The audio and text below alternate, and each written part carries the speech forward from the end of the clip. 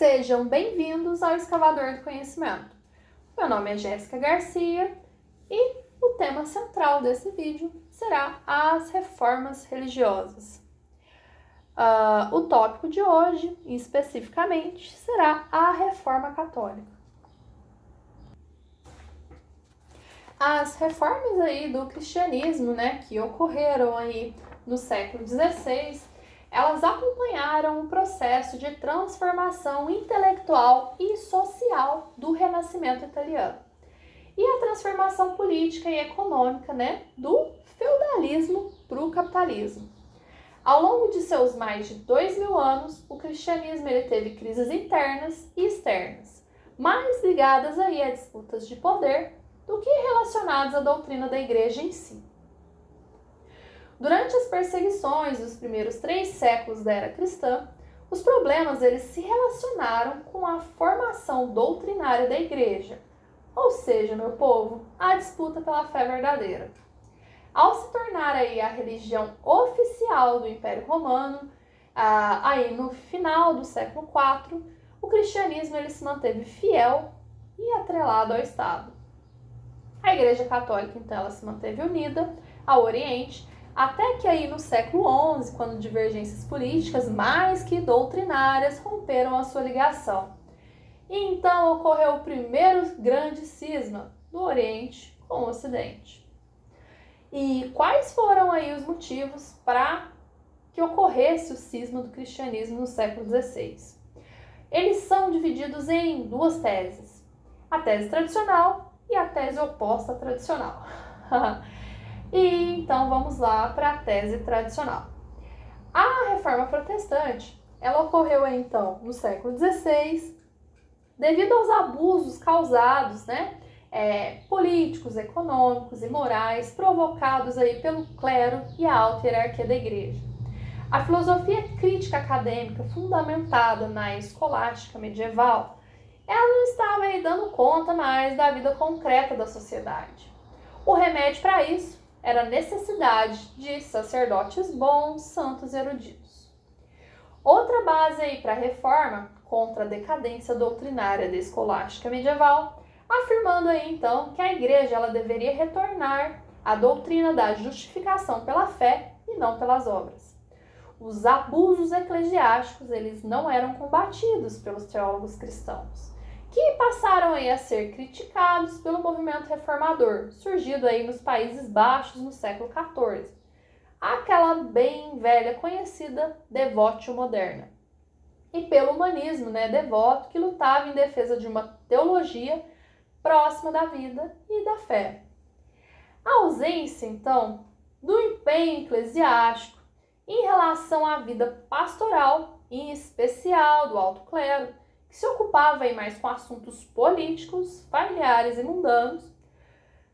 Nesse período, houve uma pequena inversão de papéis, meu povo. Os assuntos políticos o clero dominava e os religiosos ficavam aí para os príncipes. Os bispos, eles se dedicavam mais aos seus cargos políticos temporais do que à vida religiosa em si. E os cardeais, eles viviam uma vida mundana e principesca no luxo.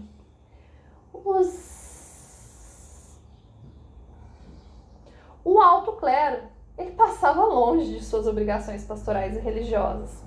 Sua indicação, na maioria das vezes, era então por critérios políticos dos senhores feudais, que agiam à base do nepotismo para garantir sua influência sobre as dioceses e em seus domínios. Para quem não se lembra, o nepotismo é dar cargo para parentes. O mesmo bispo, então, ele poderia ser titular de mais de uma diocese, nomeando aí em seu lugar alguém para agir em seu nome. Porém, essa pessoa, ela era sempre pouco instruída e mal paga. A tese oposta a essa tese tradicional, ela é essencialmente política, sobretudo as novas relações entre a Igreja Católica e os emergentes estados nacionais. O problema, então, ele era moral, não era descartado, mas ele era minimizado. Frente à formação dos estados nacionais, a igreja ela buscava a sua independência.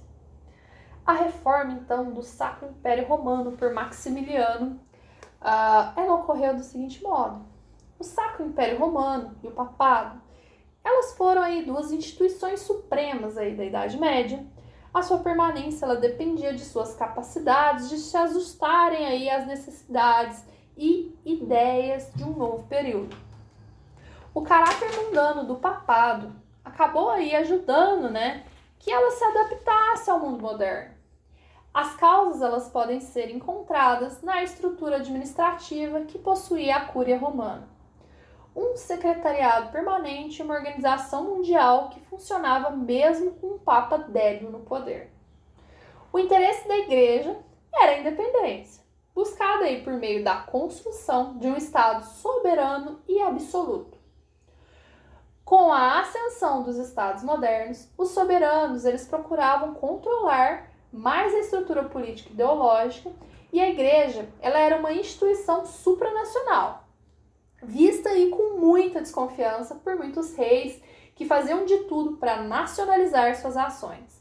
Isso acabou aí causando a divisão do cristianismo a partir da reforma na Alemanha.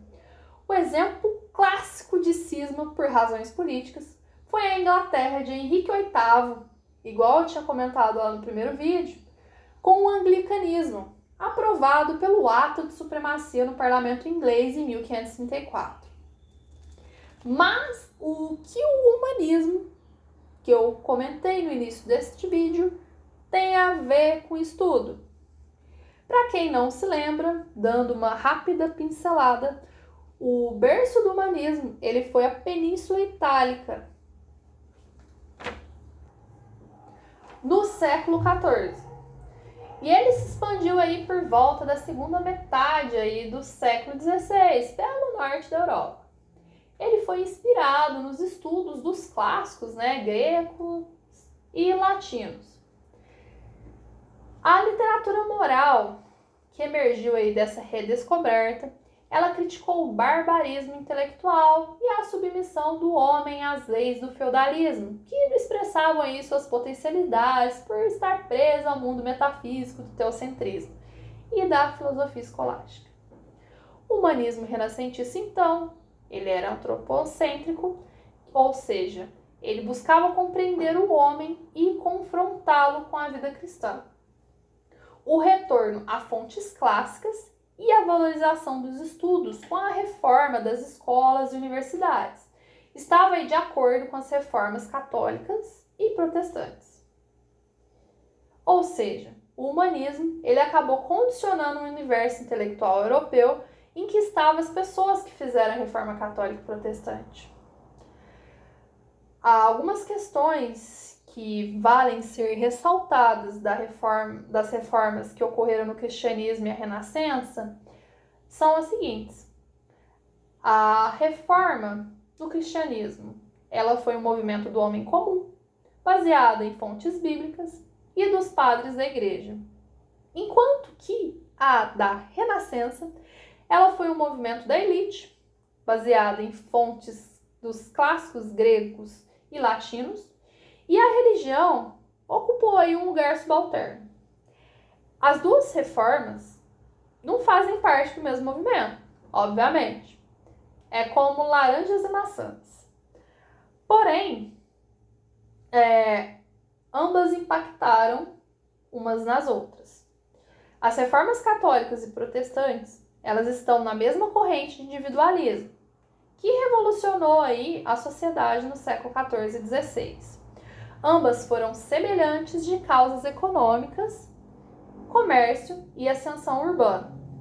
A reforma, então, ela provocou uma revolução nos costumes da Idade Média, ligada aí fortemente ao nacionalismo, que foi uma das causas da Revolução Protestante. A reforma religiosa ela teve uma base política, enquanto muitos humanistas não priorizavam a política. Eles tinham aí um interesse apenas no homem pelo homem como indivíduo. Erasmo foi aí um humanista de visão internacionalista da sociedade, oposto ao nacionalismo que prevaleceu como política dos reformistas. Mas qual que era o desejo aí da reforma, do cristianismo? Desde aí do século XIV, no Concílio de Viena, que ocorreu lá de 1311 a 1312, a Europa ela já estava gritando aí por uma reforma no cristianismo. Nesse concílio, Guilherme Dourado, bispo de Mende, né, Gedavan, na França, ele fez um programa de reforma que envolvia toda a igreja.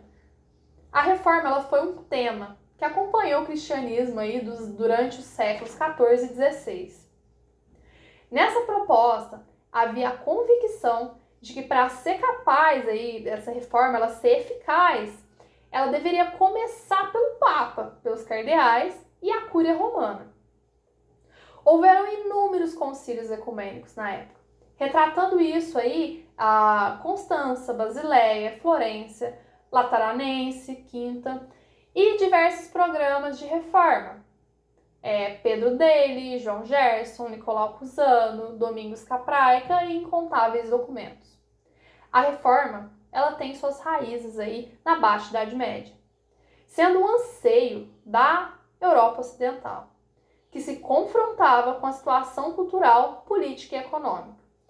Ela tomou forma aí após o século XVI, porque a maioria do alto clero, que desfrutava das vantagens da instituição que se colocaram aí contra as mudanças, não se usa mais aí esse termo de contra-reforma, porque o Concílio de Trento ele veio escorregando aí junto com outras reformas.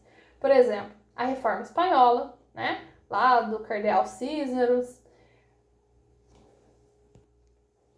que ocorreu aí entre o século XV e XVI, né? Enquanto isso, lá no século XIV, né, teve os Países Baixos, né, Gerhard Groot com seus irmãos da vida comum. E o Concílio de Trento, ele deu início aí a inúmeras reformas no catolicismo. Por exemplo, vamos dar uma ressalva aí para Lutero, né? Lutero, em 1520, ele escreveu a Crítica de Nome à Nobreza Cristã da Nação Alemã sobre a reforma da sociedade cristã, tentativas de reforma da igreja em Roma, né? Que deveriam aí compreender a reforma dos estudos, da pregação, da teologia, baseada aí na justificativa gratuita pela fé e na misericórdia de Deus. Propunha aí a alfabetização religiosa. Enquanto isso, uma ressalva para Calvino, a comunidade e igreja alternativa. Era a visão dele. A igreja reformada, seguindo a palavra de Deus, né? No final do século XVI, a palavra reformados indica calvinistas versus luteranos, né? Protestantes indica originalmente os luteranos, que apresentaram aí um protesto contra as decisões da maioria.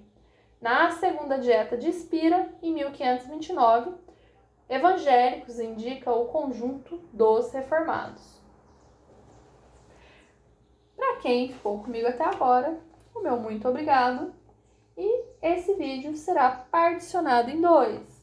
A segunda parte da Reforma Católica está no card. Um abraço e adeus!